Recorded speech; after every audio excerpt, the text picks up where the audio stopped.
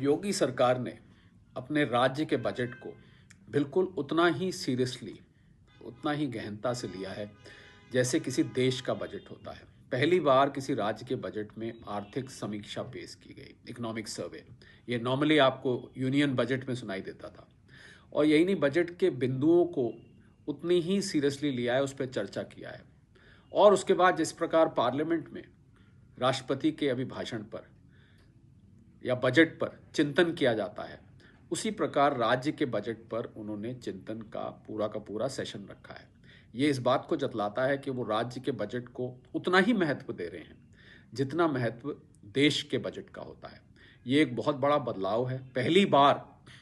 किसी राज्य के बजट के पहले एक आर्थिक सर्वेक्षण यानी कि इकोनॉमिक सर्वे पेश हुआ, आर्थिक समीक्षा की गई कि किस प्रकार पिछले साल राज्य ने परफॉर्म किया है और उसके आधार पर आगे की योजनाएं किस प्रकार बननी चाहिए।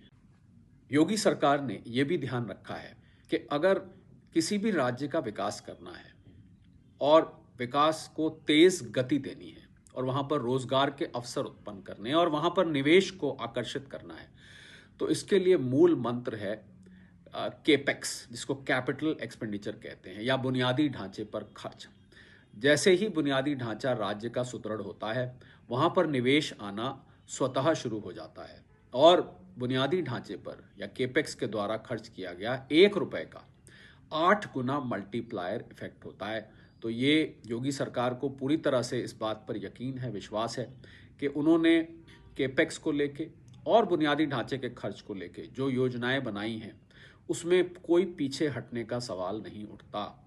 राज्य को आगे बढ़ाने का एकमात्र तरीका है कि आप बुनियादी ढांचे पर खर्च करते जाइए, आप राज्य के विकास पे ध्यान दीजिए। जो आलोचनाएं आती हैं चारों तरफ से उनको दरकिनार कर दीजिए, और राज्य के लोग, सूबे के लोग अपने आप इस बात को समझ जाते हैं, क्योंकि इन बुनियादी ढांचे पर खर्चों का या केपेक्स पर जो एक्सपेंडिचर है उसका लाभ लोगों तक स्वतः पहुंचना शुरू हो जाता है। तो उसमें सरकार को किसी प्रकार का प्रचार नहीं करना पड़ता, क्योंकि ये ऐसा बेनिफिट है जिसको हम अर्थशास्त्र में ट्रिकल डाउन कहते हैं। जैसे जैसे केपेक्स पर खर्च होता है वैसे वैसे लोगों तक उसका लाभ पहुंचना शुरू हो जाता है, रोजगार के अवसर उत्पन्न होने शुरू हो जाते हैं, और सबसे बड़ी बात, इसमें राज्य में निवेश आना शुरू हो जाता है, जो कि किसी भी राज्य के लिए, किसी भी राज्य की तरक्की के लिए बहुत जरूरी होता है।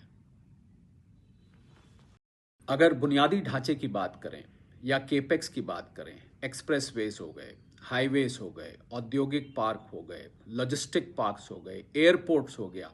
ये ऐसी चीज़ें हैं जो कि ना केवल आम आदमी को लाभ पहुंचाती हैं बल्कि इससे उद्योग को आकर्षण मिलने में सहायता मिलती है, यानी कि निवेश को आने में सहायता मिलती है। और आज उत्तर प्रदेश राज्य की जो तेज रफ्तार है विकास की, उसका मुख्य कारण है कि राज्य में लॉ एंड ऑर्डर, जो कि बहुत बड़ी समस्या हुआ करती थी जिसके कारण यहाँ निवेशक नहीं आते थे, वो लॉ एंड ऑर्डर आज नियंत्रण में आ गया है। जो भी लोग राज्य की लॉ एंड ऑर्डर को डिस्टर्ब करते हैं, जो लोग राज्य का माहौल खराब करते हैं, आज उनके मन में भय है, और उनके मन में भय होने से वो उस प्रकार की गतिविधियों में शामिल नहीं हो रहे हैं। मैं ये नहीं कहता कि वो सब बाहर चले गए, या तो बाहर चले गए हैं या वो जेलों में हैं, या उन्होंने वो गतिविधियां करनी, अपनी एक्टिविटीज करनी बंद कर दी हैं, जिसके कारण राज्य को निवेश के दृष्टिकोण से एक नई दिशा मिली है और भर भर के निवेश आ रहा है। और साथ में ये बुनियादी ढांचा जो कि किसी भी निवेश को आकर्षित करने के लिए बहुत ज़रूरी होता है, जिनका मैंने जिक्र किया, एक्सप्रेस हो गए, हाईवेज हो गए, एयरपोर्ट्स हो गए, लॉजिस्टिक पार्क्स हो गए, इंडस्ट्रियल पार्क्स हो गए, ये ऐसी जगह है जहां पर निवेश केंद्रित रूप से आता है, यानी कि फोकस्ड आता है। औद्योगिक पार्क में उद्योग आएगा, लॉजिस्टिक पार्क में लॉजिस्टिक कंपनीज आएंगी। एयरपोर्ट आने से